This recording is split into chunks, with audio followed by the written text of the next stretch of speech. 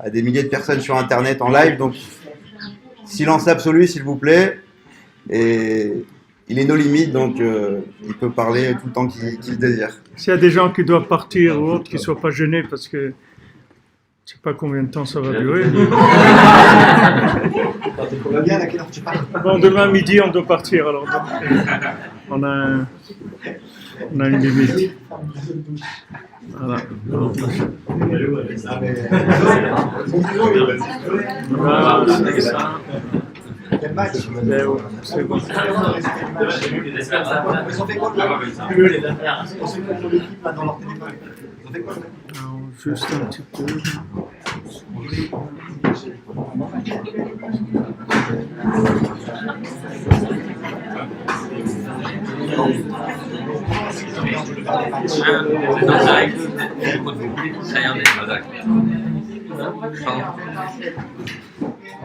Ah ouais, ça y est, ça roule.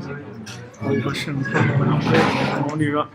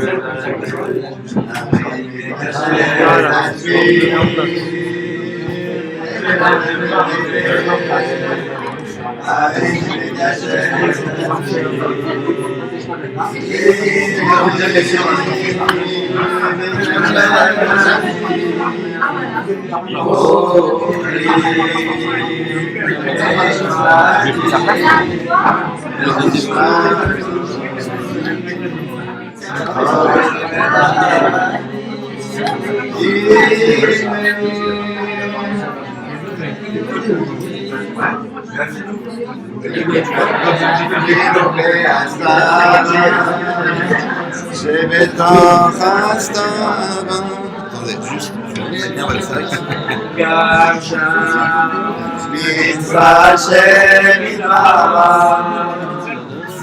Je vais mettre là-bas comme ça. Personne qui l'écrase. Attention, on va tirer bien.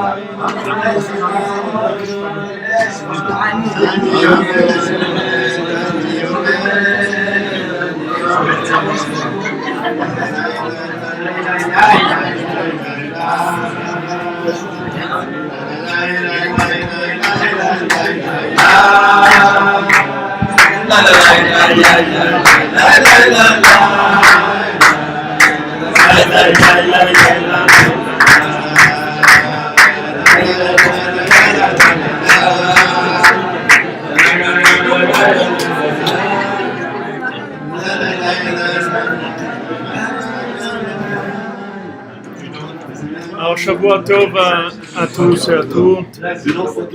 Bezrat Hashem, je remercie Bémet toute la communauté de Lyon qui nous a accueillis depuis mercredi. On est là. Et on a passé un Shabbat extraordinaire. Et merci à Dovan et son épouse pour cet événement-là extraordinaire. Au début, il m'a dit on va faire un petit truc là, si vous pouvez venir quelques personnes. Baruch Hashem.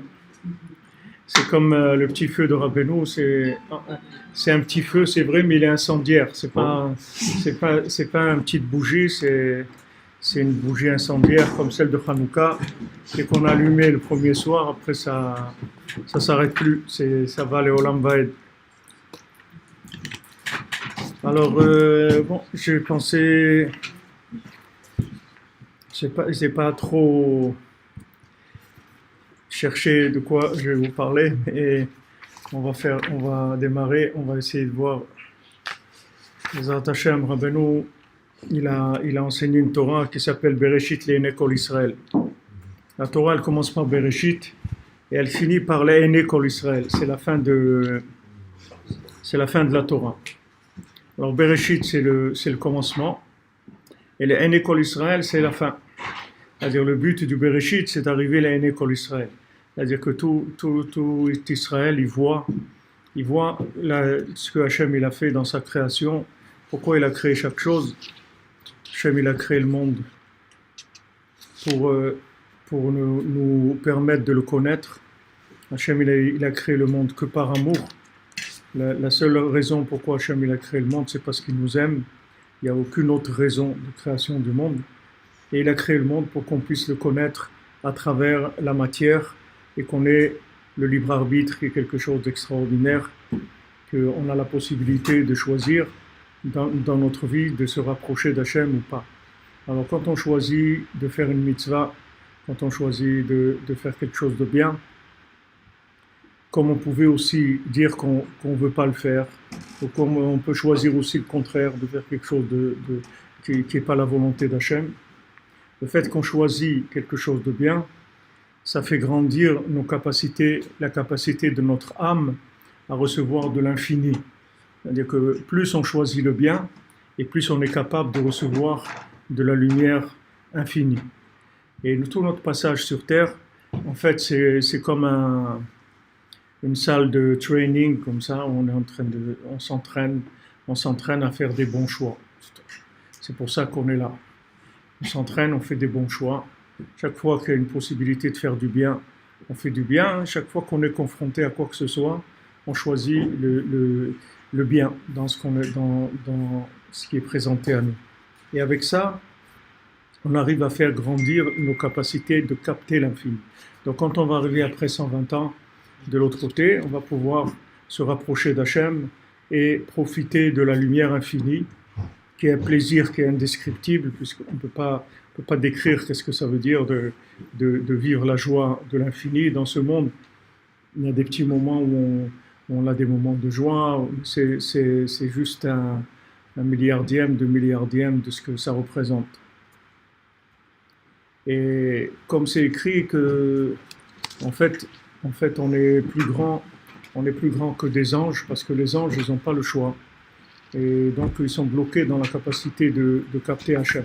Même s'il y a des anges qui sont des anges importants et qui sont très proches d'Hachem et tout, mais Afal Piken, la moindre personne qui sera passée par ce monde et qui aura fait quelque chose de bien, même une fois dans sa vie, il sera beaucoup plus proche de Dieu que n'importe quel ange.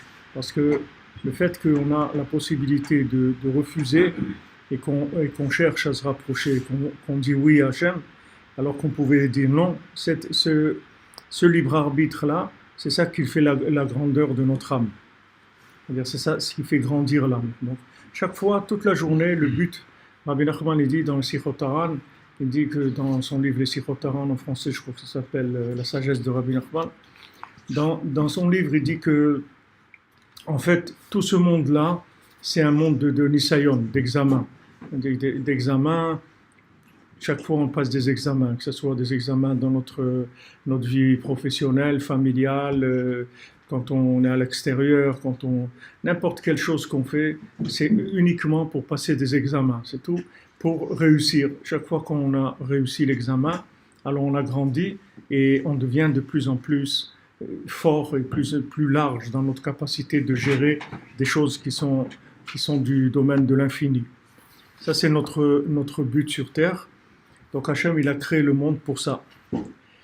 Donc Hachem, il a créé Bereshit, il a créé le monde avec deux Réshit, c'est-à-dire deux commencements. Bet Réshit, ça veut dire deux Réshit, deux commencements. Il y a le commencement qui est juste avant le commencement lui-même, et il y a le commencement d'après, une fois que ça a pris forme.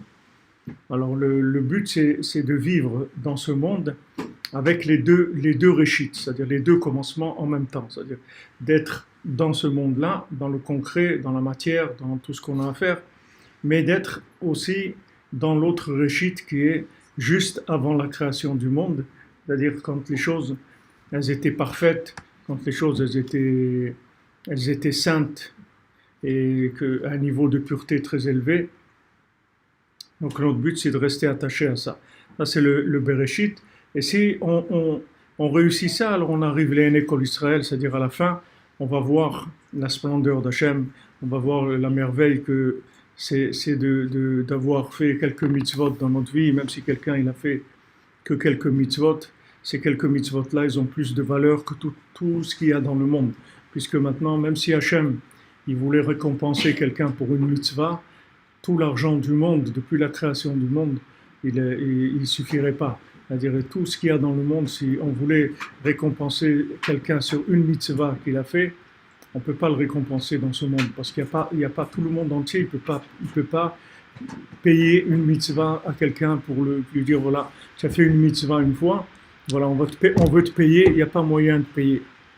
Il n'y a pas de moyen sur terre pour payer. C'est-à-dire que même si on prend tout ce qu'il y a eu depuis la création du monde, ça ne peut pas payer une seule chose de bien. Donc il faut bien connaître les règles du jeu, de savoir qu'on est ici pour choisir des choses qui sont du domaine de l'infini, que chaque chose qu'on fait de bien, en fait, ça va nous rapporter des choses merveilleuses. On va arriver dans l'autre monde avec des capacités énormes de pouvoir capter la lumière infinie. Et il faut faire les bons choix tout le temps. Chaque fois que quelque chose se présente à nous, il faut calculer qu'est-ce que ça rapporte, qu'est-ce qu'on perd, qu'est-ce que ça rapporte. Si maintenant il y a une possibilité de pas dire un lachon hara, alors voilà, on a retenu notre bouche. Avec ça, on a gagné des choses extraordinaires. Il y a des situations aussi où si vous voulez, il y a des affaires normales et il y a des super affaires. Il y a des fois où c'est des affaires énormes. Les affaires énormes, c'est qu'on doit retourner. Plus on se retourne, c'est-à-dire plus on fait un effort de retournement, plus les affaires elles sont énormes. Alors il y a une fois de l'histoire qu'il y a eu deux jeunes qui étaient des très bons amis. Ils ont grandi ensemble, ils ont ensuite fait chacun leurs affaires. Tous les deux ils sont devenus très riches. Et un jour il y a un des deux qui a perdu sa fortune. Donc il est venu voir son ami pour lui demander de l'aide. Il dit voilà, regarde, voilà ce qui m'arrive, etc. Est-ce que tu pourrais m'aider pour me remonter? Ok, il lui a dit bien sûr, on est des amis, et qu'est-ce que tu as besoin, combien de pièces d'or tu as besoin? Il lui a donné tout ce qu'il avait besoin. Et l'autre, il s'est remonté. Et quand il s'est remonté, quelque temps après, c'est l'autre qui lui avait donné l'argent, qui est descendu, qui est devenu pauvre. Alors il est venu voir son ami, bien sûr, il était sûr, comme on dit, qu'il allait lui renvoyer l'ascenseur, comme on dit en français. Mais malheureusement, ça n'a pas été le cas. L'autre, il a dit, je comprends et tout, mais bon, débrouille-toi, et moi, je ne peux rien faire pour toi, etc. Bon, c'est très dur à vivre. Très dur à vivre. Et il est parti, ok.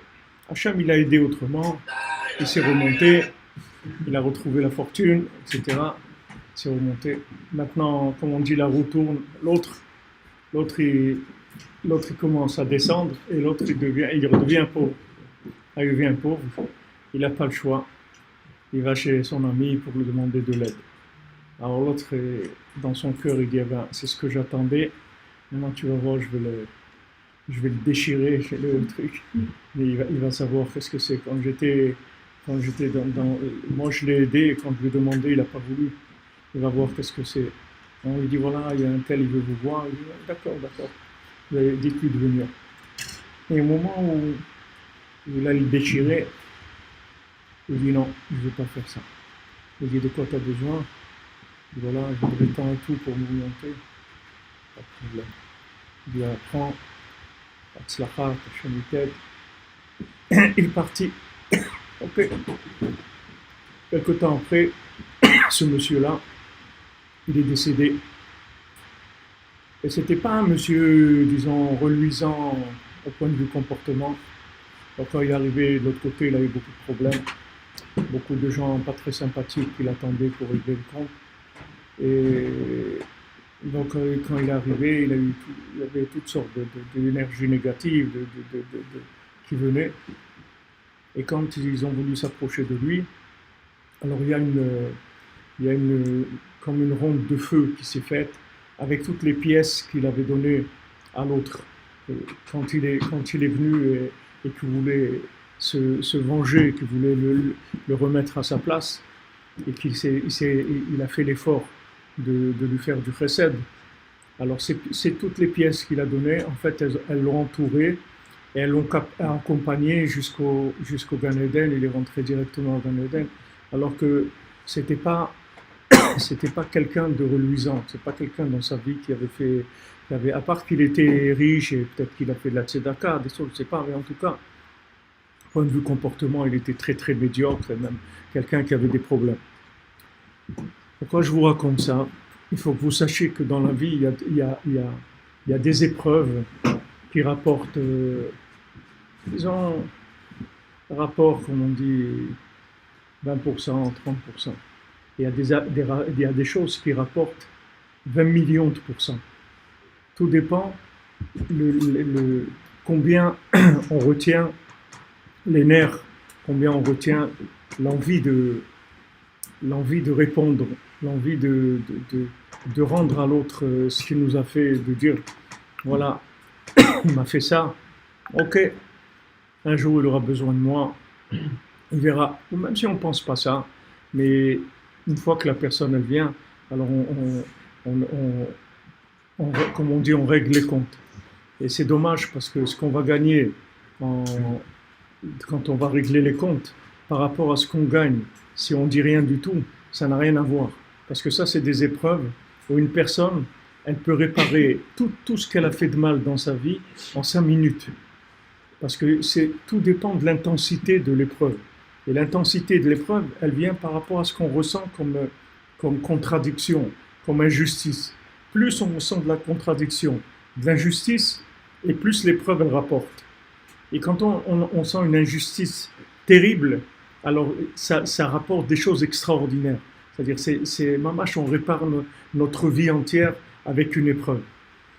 Alors il faut que vous sachiez que des fois, Hachem, il veut nous donner quelque chose et qu'on n'a pas de mérite d'avoir cette chose-là. Des fois, quelqu'un, Hachem, il veut donner, voilà, bon, Hachem, moi, quand le Rav Besançon Chéri, sa première épouse, Aléa Shalom, qui était la rabbinite de ma femme, elle lui a proposé comme Shidour, elle lui a proposé moi comme Shidour, moi j'étais à la Yeshiva, elle était au Bet Yaakov. Elle, c'était une fille, Baruch Hashem, au Bet Yaakov, fille, Baruch Hashem, des meilleures filles du Bet Yaakov. Mais moi, à la Yeshiva, je ne pouvais pas dire ça. C'est pas que j'étais quelqu'un à problème, mais seulement il y avait une seule chose, c'est que moi je parlais jamais. C'est-à-dire personne ne savait ce que j'avais dans ma tête. Je ne parlais jamais avec personne. Je parlais qu'avec le Rav Besançon. Je n'ai jamais parlé avec un Rav de la Yeshiva, jamais venu lui demander quelque chose, jamais parlé avec un élève à table, jamais parlé avec personne. J'étais à la Yeshiva, j'étudiais, je priais, je parlais avec personne. Donc les gens ne savaient pas qui j'étais en fait, parce que je ne parlais jamais. Alors il y a beaucoup de gens qui n'étaient pas d'accord avec qu'on me donne une fille tellement extraordinaire et ils ne savaient pas qui j'étais. Peut-être j'étais fou, peut-être j'étais, je sais pas, peut-être ils ne savaient pas qui j'étais, je ne parlais pas. Donc ils ne savaient pas qui j'étais. Donc ils ont été voir le Rav Freikin, Alav Shalom, et ils lui ont dit, voilà, c'est un problème, et ce garçon-là quand même, cette fille, etc. Alors quand le Rav Freikin m'a convoqué, il m'a dit alors, il m'a dit qu'est-ce que tu fais, c'est quoi ta vie, c'est quoi tes... Je dis, ah, moi, ma vie, c'est Rabbi Nachman, moi j'ai un maître, c'est Rabbi Nachman, et voilà, ce qu'il me dit de faire, je fais, c'est tout, c'est ça ma vie. Il m'a dit, mais le Seder de la Yeshiva, tout ce que tu étudies ici, etc. Je dis, le Seder de la Yeshiva, c'est très bien, mais moi, j'ai un maître, c'est Rabbi Nachman, et ça, c'est ce qui compte le plus important pour moi dans ma vie, c'est ça. Alors, il m'a dit, tu es un bon gars, Mazal Tov, etc. Je suis parti. Alors, maintenant, dans la vie, des fois, on doit recevoir des choses que d'après ce qu'on est, on ne devrait pas avoir ces choses-là. Alors qu'est-ce qu'il fait Hachem? Hachem, il envoie quelqu'un qui va nous faire quelque chose qui est injuste. Il va faire quelque chose qui est injuste. Soit il va nous embrouiller, soit je sais pas, il se passe des choses. Comme quelqu'un m'a raconté, il avait un associé et il s'est rendu compte le jour où il est arrivé à la retraite que son associé, il n'a jamais déclaré dans sa vie. Alors il est arrivé à la retraite, il n'avait pas de retraite du tout. L'autre, il croyait qu'il le déclarait. Il n'a pas déclaré. Il arrive à l'âge de 65 ans, il n'a rien. Alors qu'ils avaient une belle affaire et trucs. Ils étaient associés. Voilà, il n'a jamais déclaré. C'est l'autre qui faisait la comptabilité. Ok. Maintenant, Hachem, quand il vous envoie quelqu'un qui vous fait de l'injustice, en fait, qu'est-ce qu'il fait Hachem? Hachem, il vous donne quelque chose. Mais cette chose-là, d'après la justice, vous n'avez pas le droit de cette chose. Vous donnez un bon mari, une bonne épouse, vous donnez des enfants, vous donnez accès à la Torah, vous donnez la richesse, vous permettent d'aller à Oman, vous donnez des choses extraordinaires, de monter en Eretz Israël, d'acheter une maison à Jérusalem, vous donnez des choses comme ça qui sont extraordinaires. Maintenant, vous, d'après la justice, vous n'avez pas le droit à ça. Mais comme Hachem, il nous aime, et comme Hachem, il vous aime, il veut vous donner ça. Mais il ne veut pas vous donner ça, il ne peut pas Hachem passer à travers de la justice, au travers de la justice. Comme on dit, Hachem, il est au rêve, tzedaka ou mishpat. Hachem, il aime la tzedaka, il aime la justice aussi. C'est-à-dire, quand il nous donne quelque chose, il faut qu'on ait mérité cette chose-là. Sinon, Hachem, il ne nous le donne pas. Maintenant, qu'est-ce qu'il fait? Il envoie quelqu'un qui se comporte de façon injuste par rapport à nous. Et maintenant que la personne s'est comportée de façon injuste, donc Hachem, il amène devant le tribunal en haut et dit, regardez, cette personne-là, elle a fait une injustice à celle-là, d'accord? Alors, le tribunal en haut dit, effectivement, c'est une injustice. Ok. Donc il est dans une situation où il subit une injustice. Ok, alors moi aussi, je vais lui donner quelque chose maintenant, que d'après la justice, il n'a pas le droit à ça. Mais moi, je lui donne. Puisque maintenant, il y a une situation injuste qui est venue vers lui et qu'on l'a accusé injustement, ou on lui a fait quelque chose qui était une injustice. Maintenant, moi, je vais lui faire un cadeau, mais ce n'est pas un cadeau. Il est méritant, puisque maintenant, de la même manière que c'était injuste qu'on lui fasse ça, de la même manière, moi, je vais lui donner quelque chose que d'après la justice, il n'a pas le droit à ça. Mais je vais lui donner quand même. Donc, quand vous vivez une situation injuste, que ce soit dans la maison, ou que ce soit des fois qu'on peut vous accuser de quelque chose que vous n'avez pas fait, ou bien que quelqu'un vous rend du mal alors que vous lui avez fait du bien. En fait, quand ces situations qui viennent, il faut que vous rentrez dans une chambre et vous mettez des écouteurs, vous écoutez de la musique et vous vous mettez à danser, parce que ça veut dire Hachem, il va vous donner un cadeau extraordinaire. Et c'est pour ça qu'il vous envoie cette situation d'injustice. Et il ne faut surtout pas rentrer dans le jeu de réagir et de vouloir, soi-disant, rétablir la justice. Dire non, c'est injuste, pourquoi il m'accuse de ça, pourquoi c'est pas vrai, il ne faut pas réagir comme ça. Il faut se dire, Hachem, il va me donner quelque chose d'extraordinaire, donc il m'a envoyé ça pour me permettre maintenant de recevoir un cadeau, mais de le recevoir de façon juste, parce que ce cadeau, c'est pas un cadeau, ça m'appartient. Puisque maintenant, de la même manière que j'ai subi une injustice dans le mal, maintenant je vais avoir une injustice dans le bien. Hachem, il va me donner quelque chose de bien que je ne mérite pas normalement cette chose-là. Alors, par exemple, dans notre histoire, toute la sortie d'Égypte, elle s'est faite avec ça. C'est-à-dire que maintenant, qu'est-ce qu'il a fait Hachem? En fait, il a utilisé Paro. C'est-à-dire Paro, en fait, c'est un dindon de la farce, Paro. Parce que c'est grâce à lui qu'on a eu la Torah, c'est grâce à Paro. Parce qu'il s'est comporté d'une façon tellement injuste par rapport à nous, que tout ça s'était enregistré. Tout ça s'était enregistré. Hachem, il a enregistré tout ça. Il dit, voilà, ça c'est juste ce que tu fais là? Non, ok. On note ça. Une fois que la liste des injustices, elle était assez grande pour permettre de donner injustement la Torah en Israël, de donner injustement la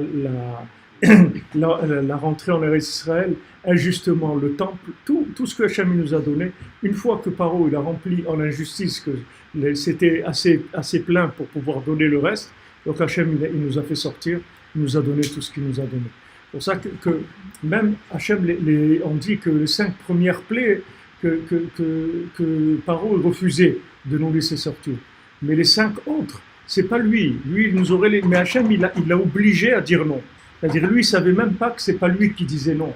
C'est-à-dire qu'à un moment, il est tellement rentré dans cette injustice-là, de dire ah non, vous sortez pas, il n'y a pas de raison, pourquoi vous allez faire servir Hachem et tout, je vous laisse pas sortir.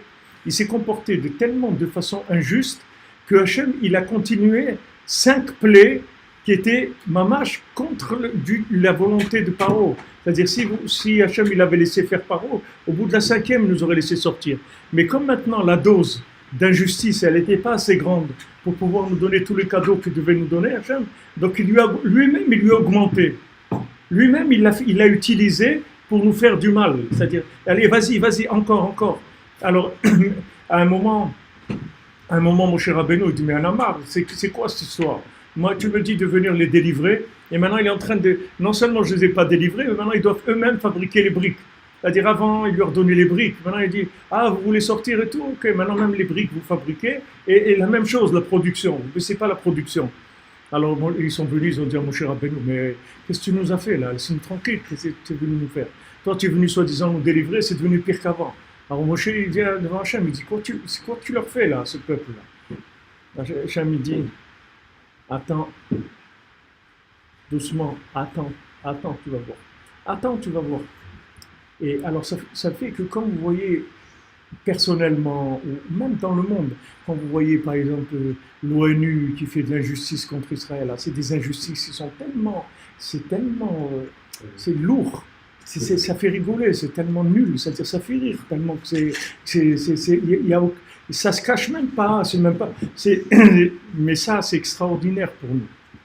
C'est extraordinaire, parce que chaque fois qu'il y a une injustice, ça ouvre des dossiers d'acceptation de gens que normalement, par exemple, jamais ils auraient pu monter en Eretz Israël, jamais ils auraient pu avoir une maison en Eretz Israël, jamais ça. Maintenant, quand l'ONU l'attaque, alors cette injustice-là, Hachem, il ouvre des dossiers, il dit, allez maintenant, allez, cette injustice, elle vaut 3000 personnes qui vont monter en Israël. Allez, tac, il y a 3000 qui sont là, et maintenant, ils ont envie de monter, ils ont les moyens, tac, ça se fait, tac, ils montent en Eretz Israël.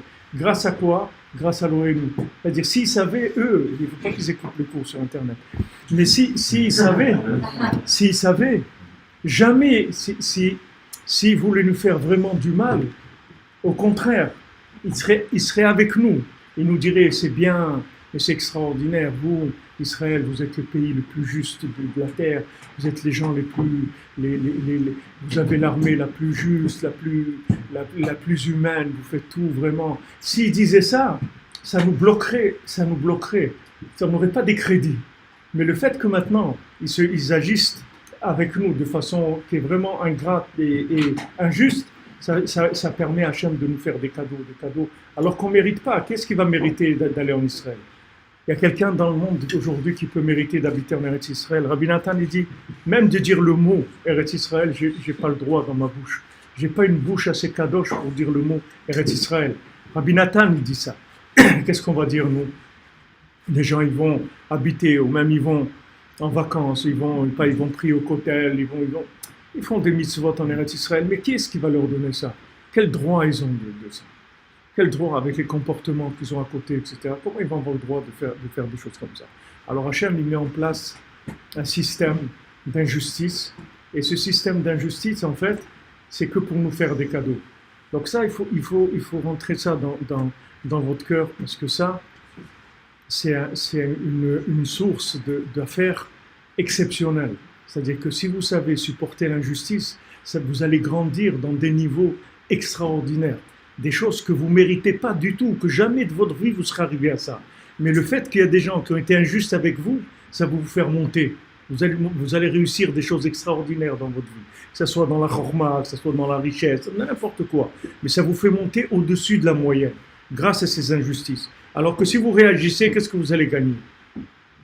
Ok, il m'a dit ça, maintenant je lui dis, voilà, moi je l'ai aidé quand il était dans les problèmes, et maintenant, j'ai eu besoin de lui, je ne l'ai pas trouvé, alors attends, maintenant il a besoin de moi. Rien. Qu'est-ce que tu as gagné de ça? Ok, tu as un petit plaisir 2 minutes que tu t'es vengé, etc. Mais c'est dommage. Tu as perdu une occasion que tu aurais pu réparer. Tout ce que tu as fait de mal dans toute ta vie, tu peux le réparer en 2 minutes dans une situation comme ça. Plus la situation elle est intense dans le sentiment d'injustice, plus le niveau de réparation il est grand. Donc quand ça vient, au contraire, il faut être content. Il faut pas prendre ça comme étant quelque chose de négatif. Il faut dire, waouh, une injustice comme ça veut dire Hachem il va me donner. Là, c'est une merveille ce qu'il va me donner. Pas de problème. Pas de problème, ok, pas de problème. C'est toi. Toi, tu m'as fait ce que tu m'as fait, pas de problème. Viens, je te donne. Qu'est-ce que ça coûte? Juste se retourner. C'est vrai que c'est dur, c'est très très dur à faire. Mais si on sait que c'est une affaire qui se présente énorme et qu'on va sortir gagnant, alors on le fait, c'est tout. Et une fois qu'on s'est habitué à ça, et qu'on voit que c'est quelque chose qui rapporte beaucoup, alors après c'est fini, on va plus réagir comme ça. On va plus réagir en disant voilà, ouais il m'a dit ça, il m'a fait ça, je suis arrivé les trucs à la synagogue, il m'a pris ma place, et trucs et tout. Moi aussi il va venir. Non. Lui il me prend ma place, moi la prochaine fois je lui donne ma place. Je lui donne mon talit, je lui donne tout ce qu'il veut. Prends mon ami, prends parce que moi je vise d'autres affaires que ça. C'est pas ça que j'ai dans ma tête. Moi, j'ai besoin d'autre chose. Moi, je veux rentrer dans des domaines où je ne vais jamais avoir l'accès à ça. Jamais avoir l'accès à ça. Quelqu'un il vient au Oman. Voilà, vous dites, voilà, j'ai payé le billet à quelqu'un et il n'est pas venu. Ok. Je crois qu'avec le billet, on va à Oman. Quand quelqu'un, une fois, il a dit, Rabbi Nachman, il parlait d'Eretz Israël. Alors, il y avait deux personnes devant Rabbi Nachman.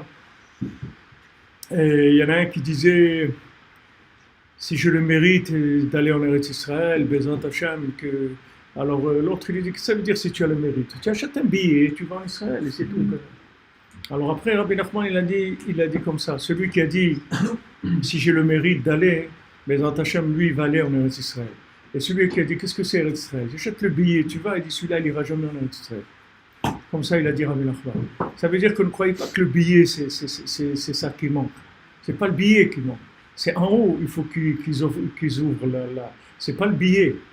Et si maintenant vous avez ouvert la porte, ça veut dire qu'à un moment, vous vous êtes dépassé dans ce que vous êtes. Vous avez une épreuve, voilà des gens, des fois, vous leur parlez d'Ouman et tout, ils vont pas 1 an, 2 ans, 3 ans, 5 ans, et près un jour, clac, ça y est. Et cette fois, il y va. Et il commence après à aller tous les ans. Qu'est-ce qui s'est passé? C'est qu'à un moment, il y a eu quelque chose qui lui a donné accès à ça. Et il a eu une épreuve, parce que c'est une grosse affaire, c'est-à-dire c'est une très grosse affaire. Non? C'est la plus grosse affaire que vous pouvez faire dans ce monde. Il n'y a pas plus que ça. Vous ne pouvez pas faire une plus grosse affaire que d'aller au Oman. Il n'y a pas plus grand que ça dans le monde. C'est-à-dire une réparation aussi facile et aussi complète que ça, pour ce que ça coûte, au point de vue énergie, au point de vue même prix, vous ne pouvez jamais trouver ça. Rapport qualité-prix, vous ne trouverez jamais quelque chose comme ça. Qu'est-ce que vous faites? Vous allez un voyage, c'est sympa, il y a des hôtels, il y a du bon manger, des trucs, et vous allez sur le Sion, vous faites Tikkun HaKlali, vous revenez chez vous, c'est tout ce que vous avez fait. Et avec ça, vous avez un engagement de Rabbi Nachman qui vous répare complètement, vous, vos parents, vos grands-parents, vos arrière-grands-parents, jusqu'à Adam HaRishon. C'est un engagement qu'il a pris. C'est lui qui s'est engagé, c'est pas nous. Donc c'est vraiment, comme il disait le Rav Besançon, c'est un passeport pour le paradis. C'est-à-dire on achète un passeport pour le paradis pour rien du tout. C'est-à-dire dans ce monde, rien du tout. Mais seulement pour arriver à ça, il faut que ça s'ouvre. Et maintenant chacun, pour qu'on lui donne l'autorisation en haut d'aller, il faut qu'il y ait un moment dans sa vie qui va se retourner par rapport à quelque chose. C'est-à-dire il y a quelque chose qui va venir et que normalement s'il se laisse aller, il va aller dans ce sens-là et il ne répond pas, il ne rentre pas là-dedans. Il ne rentre pas là-dedans. Il dit non, ok, lui il a fait ce qu'il a fait, c'est son problème, moi je ne rentre pas là-dedans. Moi je ne veux pas. Alors dès qu'il y a un retournement, ça ouvre en haut des portes qui donnent accès à des choses qu'on est non méritants par rapport à ces choses. Et ça c'est tous les jours. Et des fois dans la maison c'est comme ça. Des fois il y a un mot qui glisse, il y a un des conjoints qui dit quelque chose, on arrête tout de suite, on ne répond pas. On ne répond pas. C'est pas qu'on ne répond pas parce qu'on n'a pas envie de répondre. C'est pas si maintenant je me laissais aller, c'est sûr que je vais répondre, je vais hurler, si je me laisse aller à ce que j'ai envie. Mais moi, je cherche à faire des affaires. Moi, je ne cherche pas maintenant à me remplir avoir une satisfaction. Il m'a dit ou elle m'a dit, je lui ai répondu, et ben, je l'ai remis à sa place. Hein. Il m'a dit ça, ben, tu sais comment je l'ai remis à sa place. Hein, ben, je lui ai dit ça, en vieux truc qui bouge. Et qu'est-ce qu'il a gagné? Ok, tu l'as remis à sa place. Et après, il va changer de place encore une fois. Je crois qu'il va rester à sa place toute sa vie. Et après, il va changer. Tu l'as remis à sa place 5 minutes. Maintenant, il va revenir après. Donc le mieux, tu dis rien. Tu dis rien, c'est tout. Mais ce n'est pas parce que tu peux rien dire. Tu peux dire beaucoup de choses. Tu as beaucoup de choses à dire et, et tu sais que tu as des arguments de vérité à dire. Et que tu peux profiter de cette situation et dire voilà, non, c'est moi qui ai raison. Maintenant, moi, je ne veux pas avoir raison. Moi, je veux gagner. Moi, je ne cherche pas à avoir raison. Moi, je veux gagner. Je veux gagner, je veux avancer. Donc, maintenant, quand on me présente quelque chose comme ça, on me dit quelque chose de désagréable, et maintenant, je me retiens. Vous voyez, je vais gagner. La dernière fois, j'étais à Paris, je ne sais pas, il y a quelques mois, et il y avait il y avait un vol très tôt pour aller à Kiev, et à côté, il y avait un vol pour aller en Algérie. Et il y avait une queue énorme, vraiment énorme. Il y avait, je ne sais pas, peut-être 200 personnes là, c'était énorme. Et j'ai eu l'impression à un moment que la queue de Kiev, elle était très courte. Mais en fait, il y avait une seule queue pour les deux vols. C'est-à-dire les deux vols, que ce soit l'Algérie ou Kiev, c'était dans la même ligne. Donc moi, j'ai vu qu'il y avait... J'étais là-bas, il y avait peut-être 3-4 personnes. Alors, quelqu'un qui sort de la grande queue, elle dit... Monsieur, là, vous montez pas. Hein. Sachez que moi, je ne vous laisse pas monter dans l'avion. Passer devant les gens, là, comme ça. Vous n'avez pas honte? Qu'est-ce que c'est, ça, de passer devant les gens? Truc et tout. Mais il me déchire comme ça, et à 4 heures du matin, c'est les bonnes heures où on est dans le... C'est pas des moments où il faut trop nous embêter et tout. Ah, ok. J'ai baissé ma tête, je me suis remis dans la queue, etc. Il dit, bon, Hachem, il a envoyé ça, c'est bien, c'est tout.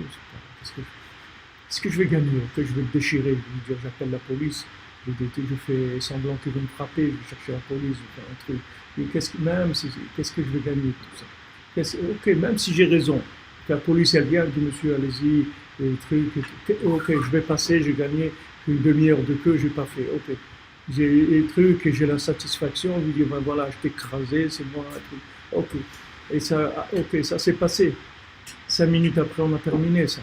Mais maintenant que j'ai pris ça sur moi, qui m'a fait ça, c'est extraordinaire. C'est-à-dire ce que j'ai gagné de ça, c'est une merveille, parce que là, j'ai des crédits. J'ai rempli mes crédits, c'est-à-dire j'ai des crédits. Maintenant, on peut me donner des choses, je peux acheter un crédit, des choses que normalement, ça ne m'appartient pas. Alors maintenant, j'ai des crédits sur mon compte. Je peux me payer des choses que normalement, je ne peux pas me payer. Tu ne peux pas savoir, On a tous des familles, des choses. Des fois, les enfants, ils doivent avoir, les attachés se marier, ils doivent avoir eux-mêmes des enfants. Et des fois, il y a des blocages et tout. Des fois, un parent, il prend sur lui quelque chose comme ça. Il encaisse un coup. Et après, quand il vient, il prie. Alors, sa prière, elle est acceptée parce qu'il a des crédits. Il vient, il amène des crédits. Tous les liens des tzadikim, c'est qu'ils ont des crédits. Ils ont beaucoup de crédits. Donc, ces crédits, ils les utilisent après pour faire du bien. Quand on a besoin qu'un de nos enfants, il ait des enfants, ou il y a un garçon, des attachés dans la maison, des attachés aussi, et Brit Mila, Brit Mila. C'est-à-dire, on a besoin tous de Yeshuot, on a besoin d'avancer, on a besoin de délivrance. Le Ham Israël, il souffre terriblement. Il y a beaucoup de souffrance. Un des moyens principaux de réparer la souffrance, c'est d'encaisser l'injustice. Il n'y a pas plus grosse affaire que ça. Alors, en regardant, voilà, maintenant, elle m'a fait ça, elle m'a dit ça, c'est rien ça va passer. Même si tu le cries et tu le réponds, tout ce que tu veux, qu'est-ce que tu vas gagner? Tu ne gagnes rien du tout. Mais si tu dis rien, tu vas voir que tu vas avoir des crédits sur ton compte énormes. Et avec ça, tu les utilises pour toi, pour ta famille, des fois pour le Ham Israël, Stam.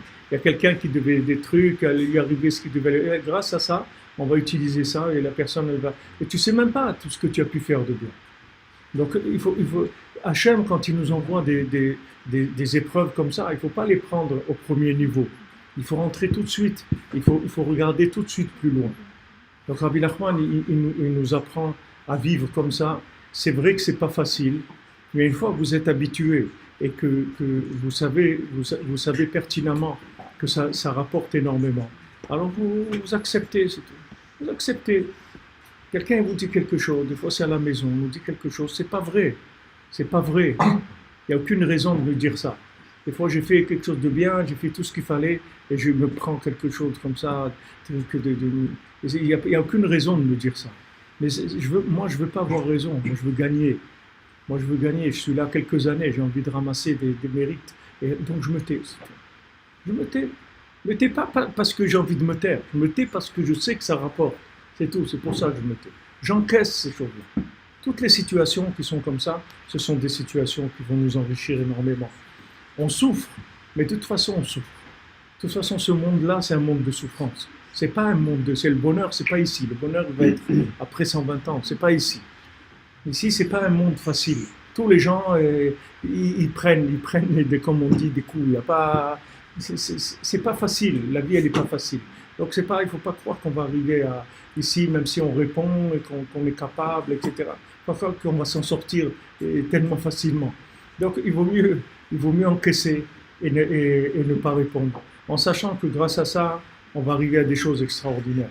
Rabbi Nathan, combien de choses il a passé, mais Rabbi Nathan, il savait ça, il savait que tout ça, c'est rien du tout. C'est pas quelqu'un, des fois des gens lui crachaient à la figure, Rabbi Nathan, il l'insultait, il dit toi t'es un Breslev et trucs, il crachait vraiment à la figure. Rabbi Nathan, c'était un Talmid Chacham, c'était un tzaddik, mais il réagissait pas. Parce qu'il était dans autre chose, il cherchait autre chose. Il n'était pas dans ces choses-là. Il savait que chaque fois qu'on va lui faire quelque chose, un affront, au contraire, on va officialiser la chose. Toute la raison pourquoi aujourd'hui Breslev s'est connu plus que c'était connu il y a 2 siècles, ou il y a 1 siècle, ou il y a même 50 ans, même il y a 20 ans. Voilà, vous avez eu Baruch Hashem, un voyage de Rosh Hashanah, il y a une centaine de Lyonnais qui sont venus, peut-être plus. Là, un voyage de femmes, 40 femmes qui ont été à Ouman. Où vous avez eu ça?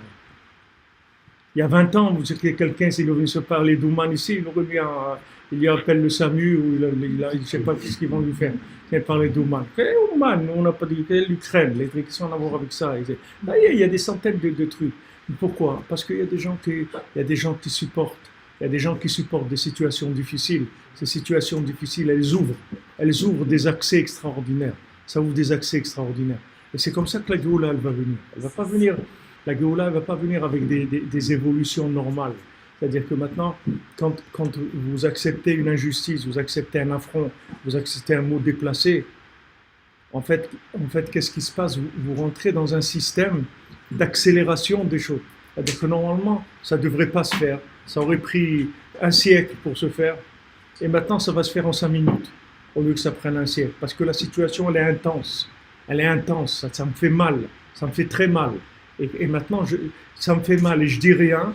Donc ça donne une intensité de réparation énorme. Et je peux réparer toute ma vie en quelques minutes. Une situation, elle peut réparer toute ma vie. Parce que ce qui compte, c'est l'intensité émotionnelle du moment. C'est ça qui compte.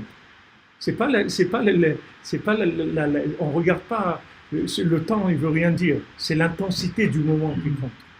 Et ça amène des ouvertures, vous voyez. Et maintenant qu'il y a 100 personnes qui ont été à Rosh Hashanah, 40 femmes qui ont été, vous allez voir que après, ça va être de plus en plus, parce que quand on commence à ouvrir, ça y est, ça ouvre.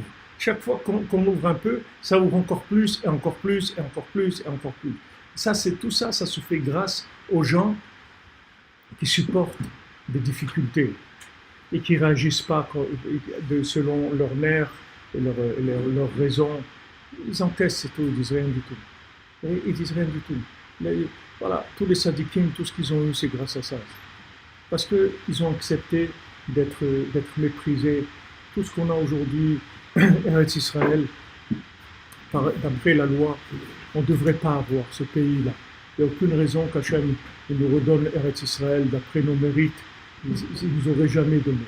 Mais Hachem il nous a envoyés dans l'exil justement pour qu'on supporte des affronts et que ces affronts-là, ils vont nous permettre, lui, de nous redonner la terre d'Israël de façon juste. Juste, c'est-à-dire qu'on a mérité. Pourquoi on a mérité? Parce qu'on supportait les affronts de vivre dans un exil où on n'a pas notre pays, on vit toujours chez d'autres gens, on apprend d'autres langues, on travaille dans d'autres endroits, etc. Alors qu'on a notre terre qui est une terre extraordinaire, on ne peut pas retourner parce qu'on n'a pas le mérite, on a trop d'accusations dans le ciel. Et tout le système du monde, depuis Bereshit, ça fonctionne que comme ça. Que comme ça. Parce que même la création de l'homme, elle n'était pas juste. Hachem, il n'a même pas pu justifier la création de l'homme devant les tribunaux. Même la création de l'homme, il n'a pas pu justifier devant eux. Parce qu'il a dit, voilà, je vais créer l'homme parce que je l'aime, c'est tout. Ah bon? Non, je vais lui donner plein de choses, etc. Les anges en haut, les tribunaux, qu'est-ce que ça veut dire que tu vas lui donner? Mais tu n'as pas le droit de lui donner. Pourquoi tu vas lui donner? Qu'est-ce qu'il a fait de bien? Pourquoi tu vas lui donner? Même la création de l'homme, elle n'est pas juste. À plus forte raison tout le reste. Mais rien que sa création, elle n'est pas juste. Parce que uniquement de venir dans ce monde, c'est déjà un bénéfice énorme. Rien que quelqu'un est né dans ce monde, c'est énorme. Déjà, avec quoi il va repartir. Rien que d'être passé ici dans ce monde, c'est un bénéfice énorme. Donc, Hachem, quand il a créé ce monde, il a créé une structure de bénéfices énormes par rapport à la lumière infinie, par rapport à ce qu'on va mériter d'avoir après. Donc, il y avait des accusations, les anges, ils ont accusé. Et les tzadikim, les premiers, ils ont eu des difficultés. Noach, il a pas réagi. Il a rien dit. Il croyait que c'était normal qu'il y ait le déluge. Parce que d'après la règle, il devait avoir le déluge. C'est normal. C'est normal. Les gens, Hachem, il a créé un monde. Il a dit, voilà, vous faites comme ça et comme ça. Et les gens, ils n'ont pas voulu écouter. Donc, il n'y a pas de raison de continuer. Normalement, d'après la règle, c'est comme ça. Mais seulement, si Noach, il avait prié, il avait demandé la miséricorde d'Hachem, alors il n'y aurait pas eu le déluge. Hachem, il n'aurait pas fait qu'il y ait le déluge. Et Moshe Rabbeinu, lui, il s'est battu pour nous. Moshe Rabbeinu, il a dit à Hachem, non, il n'y a pas de raison. Et même s'ils ont fauté et tout, mais ils sont pas responsables. C'était difficile. Ils viennent de sortir d'Égypte, etc. Il a argumenté tout ce qu'il a pu argumenter pour nous aider, pour que Hachem et Shalom ne nous détruisent pas. Donc ces tzadikim là, ils ont amené de la miséricorde dans le monde. Et cette miséricorde, ils ont pu l'amener parce qu'ils avaient beaucoup de crédit. Donc Rabbi Nachman, il a énormément de crédit. Et il est capable d'annuler tous les 24 tribunaux qui sont en haut. Il a dit, moi, je peux annuler tous les décrets qu'il y a sur le monde. Tous les tribunaux. Il y a 24 tribunaux. Chaque heure, il y a un tribunal qui siège en haut. Rabbi Nachman, il dit, moi, je peux changer de tribunal si le jugement ne me plaît pas. J'emmène dans un autre tribunal. Si ça ne va pas, j'emmène dans un autre. Et si les 24 tribunaux condamnent la personne, moi j'annule tous les 24 tribunaux. Je dis non, voilà, cette personne, vous faites comme ça, vous lui donnez ça.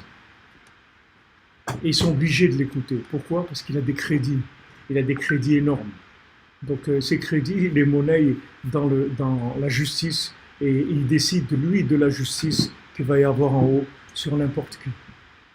Et c'est comme ça qu'il va pouvoir sauver le monde. C'est-à-dire il va amener sur les gens de la miséricorde totale. Qu'est-ce qu'on est, nous, pour avoir le mérite d'aller à Ouman? Qu'est-ce qu'on a le mérite pour aller à Jérusalem? D'où on a le mérite de ça? D'où on mérite ça? D'où on vient pour prendre ce mérite-là? Des générations avant, où ils étaient beaucoup plus grands que nous. Avant, je me rappelle au Maroc, s'ils avaient une lettre d'Eretz Israël et tout, ils la mettaient dans le sac des talit et de filim. C'était quelque chose d'extraordinaire. Comment ils disaient le mot Israël, vous sentez dans les paroles un amour, quelque chose d'extraordinaire. Ils n'ont pas eu le mérite de venir et d'habiter en Eretz Israël. Et nous, bon, Hachem, les gens, ils vont comme ça, voilà. Il dit, ah ouais, j'étais la semaine dernière à un mariage, j'étais un bar mitzvah, j'étais un truc. Comme s'il va aller au supermarché, il est revenu. Ah, il y avait le bar mitzvah du fils de mon cousin, un truc, j'étais pour un truc. Voilà, je suis revenu. Et tu crois que c'est comme ça? Tu vas en Eretz Israël, tu reviens, tu crois que c'est quoi? Tu rentres dans un navire kadosh, dans un endroit extraordinaire. D'où ça vient ça? Parce que il y a tellement d'injustice, il y a tellement d'oppression, il y a tellement d'exil que ça ouvre des portes de cadeaux extraordinaires. Et il n'y a pas d'autre moyen. Il n'y a pas d'autre moyen. C'est-à-dire où tu es capable de payer la chose, elle-même, tu l'acquiers en payant ce que ça coûte. Ou tu ne peux pas payer, alors on va te mettre des situations injustes et on te demande de supporter ces situations injustes et avec ça on va te donner ce que tu ne peux pas payer. D'après ce que tu es, tu ne peux pas payer ça. On va t'amener de l'injustice. Tu acceptes l'injustice et avec ça tu avances. Donc il faut s'encourager sur ça, il faut prier sur ça, il faut savoir que ce sont des cadeaux extraordinaires qu'Hachem il envoie. Et ça s'habille sur des situations. Et comme je vous ai dit, qu'est-ce qu'on gagne à réagir, à dire?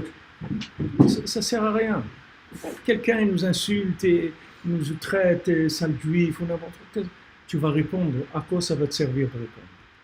Ça ne sert à rien du tout de répondre. Qu'est-ce que tu vas gagner? Tu dis, ah bon, toi aussi, ok. Après, qu'est-ce qui s'est? Ça y est, ça c'est passé. Mais si maintenant tu dis rien, alors tu acquiers des crédits. Ces crédits, après, on peut les monnayer pour la santé, pour avoir des enfants, pour avoir de la parnassa, pour avoir des yeshuot, c'est-à-dire des délivrances que normalement on n'aurait pas dû avoir. Donc ça, c'est le derrière de la tchouva que Rabbi Nachman il amène, c'est-à-dire comment revenir vers Hachem. En fait, la question qu'on se pose, c'est comment on peut revenir vers Hachem quand on n'est pas capable de revenir. Comment on revient quand on n'est pas capable de revenir? On veut revenir, on ne peut pas. On n'est pas capable de revenir. Alors comment on fait? Comment on fait? On n'a pas les moyens, on ne peut pas payer. On ne peut pas payer de ce que ça coûte la tchouva. On ne peut pas. Donc comment on va payer comme ça? C'est-à-dire on va nous créer des situations où, au lieu de payer, on va recevoir des bonus. Et ces bonus-là, on va les utiliser. Et avec ça, on peut avancer. Donc c'est pour ça que vous pouvez voir des gens que d'eux-mêmes, ils sont très loin, mais ils se sont rapprochés énormément sans faire d'efforts dans le rapprochement. Dans quoi ils ont fait des efforts? Ils ont supporté des situations qui étaient des affronts, des situations où on les a méprisés, on les a écrasés, etc. Vous voyez David Ameller. Pourquoi il est devenu David Ameller? Parce qu'on l'a écrasé, c'est tout. S'il avait commencé à réagir, jamais il serait devenu David Ameller. Jamais. David Ameller, il réagissait jamais. Jamais. C'est pas que c'était pas quand il fallait faire la guerre. David Ameller, il faisait la guerre. Il a tué des dizaines de milliers de gens, David Ameller. C'est pas qu'il faisait pas la guerre. Quand il fallait faire ce qu'il y avait à faire, il le faisait. Mais par rapport à lui-même, son fils Avshalom, il voulait le tuer. Au lieu de se révolter contre ça, il a remercié Hachem. Je te remercie que tu as envoyé mon fils pour me tuer parce qu'il sera plus miséricordieux que quelqu'un d'autre. Un étranger, il va me tuer d'une façon plus cruelle que mon fils. Mais mon fils, c'est mon fils. Donc il aura plus pitié de moi. Il ne va pas me tuer en me faisant souffrir. Regardez où il était David Ameller. Au lieu de se révolter contre la chose et de dire... Et quand les gens ils ont tué Avshalom, ils croyaient que David Ameller il allait être content. David Ameller il n'était pas content du tout. David Ameller il a commencé à pleurer. Qu'est-ce que vous avez fait? Avshalom béni, Avshalom béni. Rabbi Nachman dit 7 fois il appelait Avshalom béni. Et chaque fois qu'il appelait Avshalom béni, il faisait monter Avshalom, il le sortait des sept étages qu'il y a dans le Gehenna, dans l'enfer. À chaque fois il disait Avshalom béni, il le sortait jusqu'à qu'il a fait sortir de l'enfer complètement. Mais tout David Ameller, tout le lien de Mashiach, c'est rien que ça. Il était David Ameller parce qu'il était dans une situation d'injustice. C'est-à-dire même sa vie, c'est pas lui, c'est Adam Arishon qui lui a donné 70 ans. Il n'avait même pas le droit à la vie, David Ameller. Il a fallu quelqu'un, il lui fait cadeau la vie. Donc c'était une sensation de non-existence terrible. Quand ils sont venus le chercher, quand Shmuel Hanavi est venu le chercher, qui c'était David Ameller? Même son père, il ne le connaissait même pas. Il ne savait même pas qu'il existait. Son propre père, quand Shmuel Hanavi est venu le chercher, quand Shaoul il a été destitué et que Shmuel Hanavi est venu chercher David Ameller pour le oindre comme le roi, il est venu chez Isha et il lui a dit voilà, je suis venu chercher ton fils. Alors il lui a présenté tous ses fils. Il a dit non, pas cela. Il dit voilà, okay, c'est ça mes fils. Il dit, il n'y a pas un autre truc. Il dit quoi? Celui-là, que les fous là-bas, le Breslev, là, celui-là, il est toujours dans la forêt avec les moutons, tout ça. Celui-là, il dit, oui, c'est celui-là. Celui-là, c'est le Mashiach. Il dit quoi? Celui-là? Oui, celui-là. Amène-le. Voilà, il est venu, David Ameller. On l'a voit, que c'est le roi d'Israël, Mashiach. On le considérait, mais rien, on l'accusait de choses qui étaient que du mensonge. Que du mensonge. Yosef, si on ne l'avait pas accusé de ce qu'on l'a accusé, jamais il serait devenu Yosef Hatzadik. Mais il n'a pas commencé à dire, ouais, mes frères, mes propres frères, et tout, ils ont voulu me tuer, ils m'ont vendu, Jamais il est rentré là-dedans. Jamais il est rentré là-dedans. Jamais.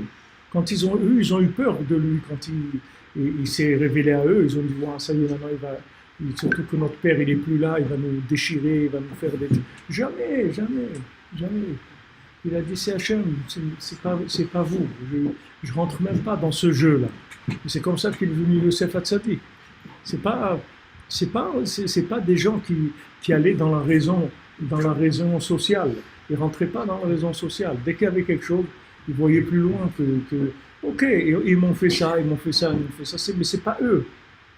Moi, je regarde pas eux. Moi, je sais qu'à travers ça, je vais arriver à des choses extraordinaires.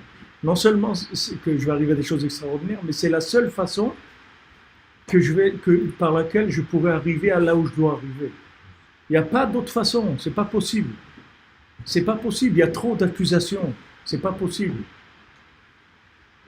D'avoir, Baruch Hashem, aujourd'hui une famille, faire Shabbat, faire la Torah, mais qui on est pour ça?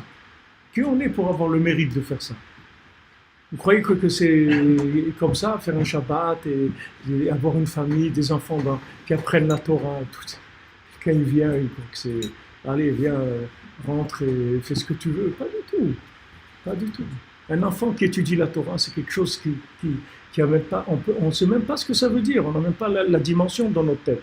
En plus, le problème qu'on a, nous, c'est que comme on n'est pas méritant, on n'est même pas conscient de ce qu'on reçoit. Parce que les gens qui payent, ils sont conscients, d'accord? Celui qui va au magasin, il paye, il achète une voiture, elle coûte 20 000 euros, d'accord, ou 100 000 euros. Il vient, il amène un sac avec 100 000 euros, et il les pose, il compte 100 000 euros, il paye, d'accord? Maintenant, cet argent, tous les jours, il a économisé 50 euros, 100 euros, il a 100 000 euros, il paye. Il prend la voiture, il part. Waouh! Et maintenant, il lui donne une voiture. Il n'a pas payé. Donc lui, il ne sait même pas qu'est-ce que c'est une voiture, en fait. Parce que, comme il n'a pas payé, il peut pas l'apprécier, il n'a pas payé.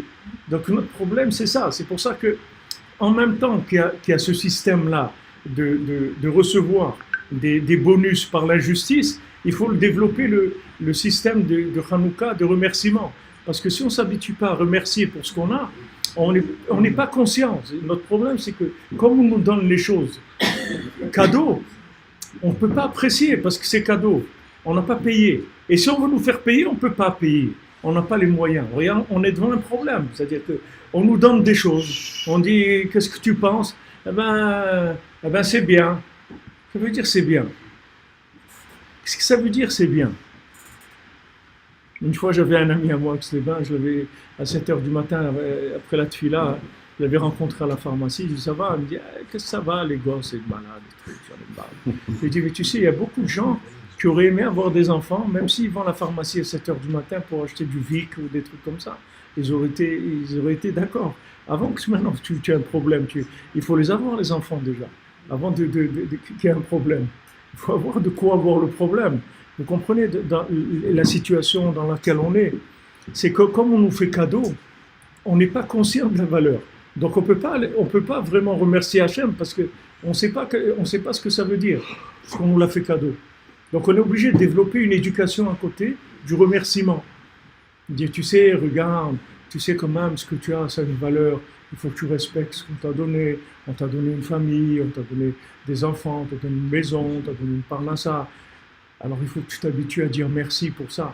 Et mamach, c'est une rééducation mentale qu'on doit faire. Parce qu'on ne sait pas ce que ça vaut, puisqu'on ne peut pas le payer. Donc on n'a pas la notion de la valeur des choses. On n'a pas du tout la notion de la valeur des choses, parce qu'on nous fait cadeau d'un côté. De l'autre côté, on ne sait pas ce que ça veut dire. Il y avait une fois, à l'époque de Rabbi Akiva, vous me dites, tu me dis s'il faut arrêter, parce que les 1h30. It's up to you. 10 minutes, un quart d'heure. À l'époque de Rabbi Akiva, une fois Rabbi Akiva, il voit quelqu'un qui marche comme ça dans le désert avec un fagot, comme ça, un fagot de bois sur lui. Et il lui dit, qu'est-ce que tu fais et tout. Elle dit, moi j'ai des gros dossiers, j'ai fait des grosses bêtises dans ma vie. C'était quelqu'un qui était déjà mort. Elle dit, j'ai fait des grosses bêtises dans ma vie. Alors maintenant, ce qu'on m'a donné, c'est que tous les jours, je vais cueillir du bois, toute la journée. Après la nuit, je dois me brûler moi-même avec ce bois-là que j'ai récolté. Et après, on me ressuscite, et après, je vais comme ça, encore le lendemain, et comme ça tous les jours. C'est comme ça. Alors, Rabbi Akiva, il a vu cette souffrance, et tout, il a dit, tu n'as pas un fils, tu n'as pas un enfant dans ce monde. Et il a dit, j'ai un fils, mais mon fils, il est, comment dire, on a dit, il fait son visite, il est pire que moi. Alors, je lui ai dit, non, ça fait rien, dis-moi. Voilà, il était de la ville de Khatsor, une petite ville à côté, dans le nord, dans le Galilée. Ok, Rabbi Akiva, il a été là-bas, il s'est renseigné sur cet enfant et tout. Les gens lui ont dit, bah, c'est un voyou, c'est un bandit terrible, il ne pouvait même pas parler avec lui. Ok, Rabbi Akiva, il ne s'est pas découragé, il a commencé doucement à l'attendrir, etc. Jusqu'à que il lui a dit, regarde, je voudrais que tu me fasses plaisir et tout. Je vais t'apprendre la lève-bête, je vais t'apprendre à lire. Je vais t'apprendre la lève-bête. Alors il a convaincu et il a été d'accord d'apprendre la lève-bête. Il a commencé à apprendre, à lire. Dès qu'il a appris la lève-bête, après Rabbi Akiva, il a revu son père. Et le père, il a remercié, il lui a dit, regardez, déjà maintenant, je me brûle plus. Déjà. J'amène des fagots de bois tous les jours, mais c'est ce que j'avais de me brûler et tout. Maintenant, comme mon fils, il a appris la lève-bête, déjà ça, j'ai plus de problème avec ça. Et comme ça, après, il lui a appris à lire, après, il lui a appris le Chumash, après, il lui a appris la Mishnah. Et après, Rabbi Akiva, le père, il est venu le voir, il a dit, j'ai pas des mots pour te remercier, mais sache que bon, Hachem, je suis dans le Gan Eden. Le fait que mon fils, maintenant, il apprend la Torah, ça y est, je suis dans le Gan Eden.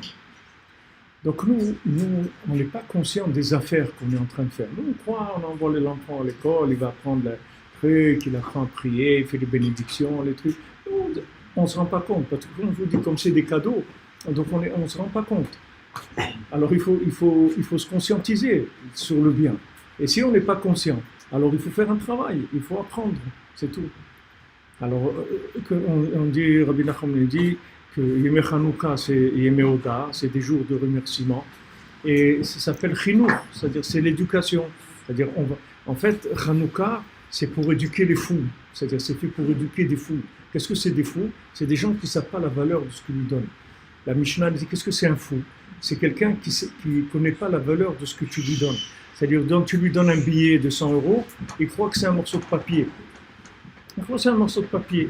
La dernière fois, j'étais à la poste, je ne savais pas ça. Vous savez, c'est la première fois que j'étais à la poste et j'avais un billet de 100 shekels et quelqu'un m'a demandé, je sais pas, un téléphone et tout. J'ai écrit sur le billet le téléphone.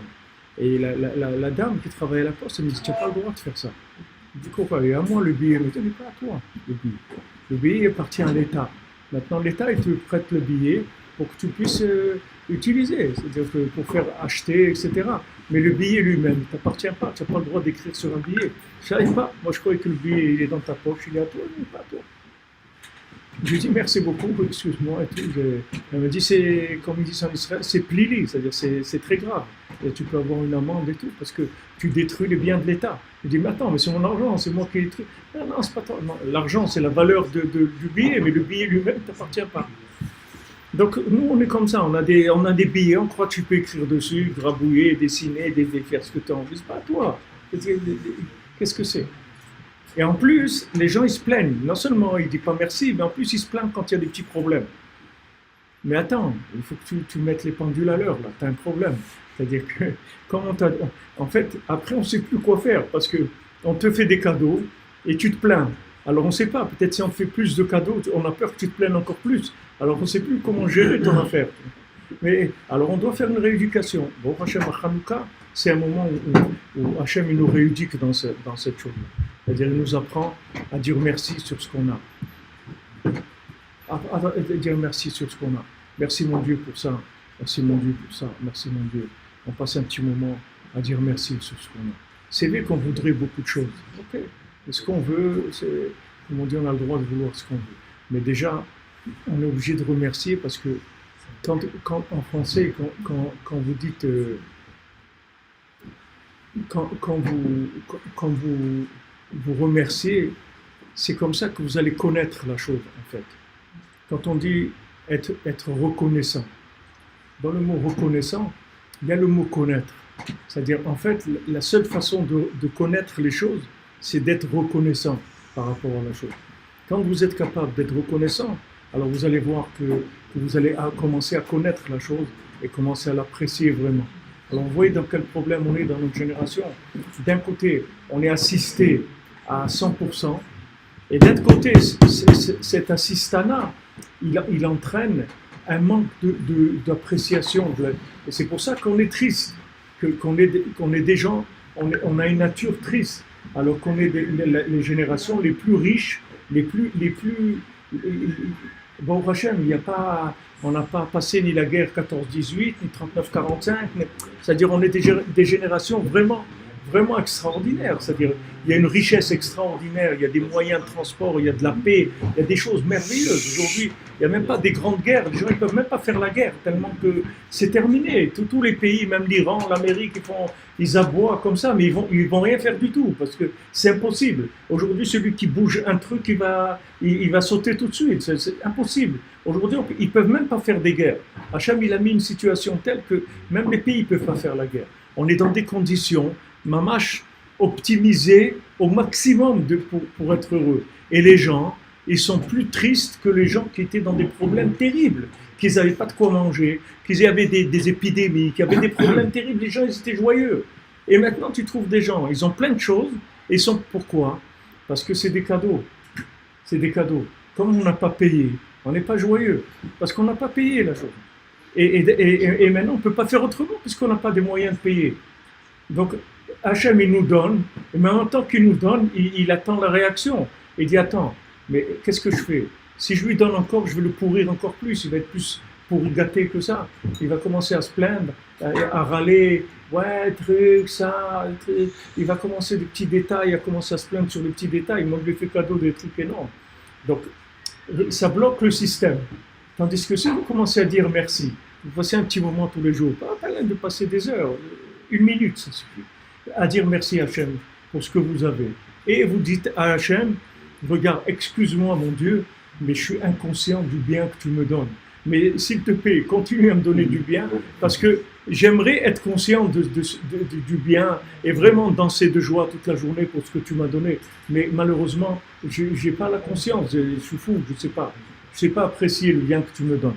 Mais n'arrête pas de me donner du bien parce que au moins je sais que je suis inconscient. Je le sais ça. Je le sais que normalement je devrais danser de joie toute la journée parce que j'ai été à Ouman ou parce que bon, Hachem, j'ai un foyer, j'ai des enfants qui apprennent la Torah, ou j'étais en Eretz Israël. Je sais que je devrais danser de joie toute la journée. Je devrais faire que ça normalement. Je devrais faire que danser toute la journée. BNF, je devrais que danser. Dès que j'ai un moment, il faut que je danse, je chante. Mais j'arrive pas à faire ça. Mais s'il te plaît, Hachem, ne m'en veux pas parce que c'est la génération où je suis, où on est et je ne suis pas conscient. Mais je fais un travail. Je dis merci mon Dieu, merci pour ça. Je m'excuse, c'est pas sincère, c'est pas de tout cœur que je le dis, mais je sais que je dois le dire déjà. Au moins, je suis dans la direction. Même si je suis pas vraiment sincère, je ressens pas vraiment la joie d'apprécier ce que j'ai. Parce que c'est une contradiction. Je vous dis, on a tout pour être joyeux. Vraiment tout pour être joyeux. Merveille ce qu'on fait. Regardez, les côtés moraux, regardez en français. Où vous avez vu ça? Nous, quand on était à la Yeshiva Slema, on étudie l'Agmara avec Rashi.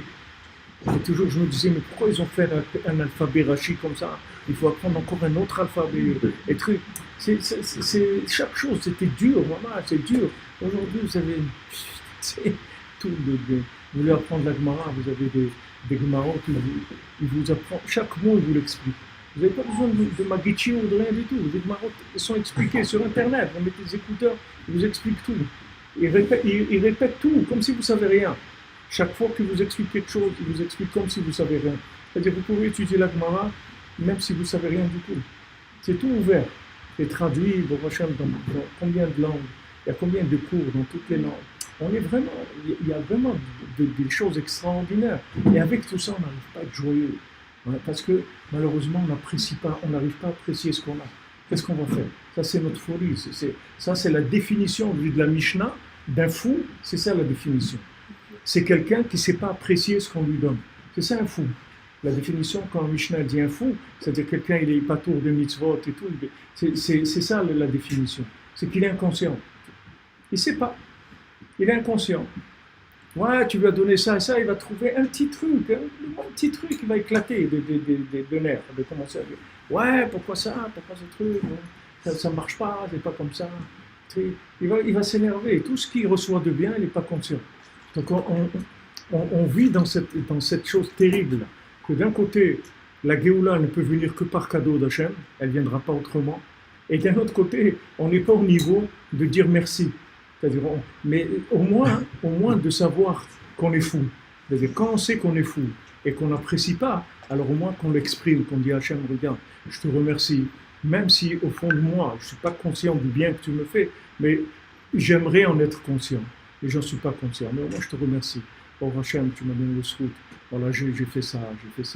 Oh Hachem, que la santé, la famille, les trucs, ça marche. Oh Hachem, merci. Je te remercie. Je te remercie sur ça, je te remercie sur ça. Même si c'est pas, on n'est pas conscient. Et vous ne pouvez pas être conscient, parce que pour être conscient, il faut payer. Et payer, vous ne pouvez pas payer. Donc c'est un truc c'est un cercle vicieux, vous ne pouvez pas sortir. Maintenant, si on vous dit paye, tu dis moi je paye pas. Moi je vois, des fois je dois faire des choses, je vois le niveau de faiblesse où on est. Des fois en Israël, je dois faire la queue pour faire quelque chose. Mais s'il y a 4-5 personnes, je ne le fais pas, c'est tout. Je m'en vais. Et j'ai besoin de le faire. Je ne peux pas. Je ne peux pas attendre 10 minutes de faire la queue. Je ne peux pas.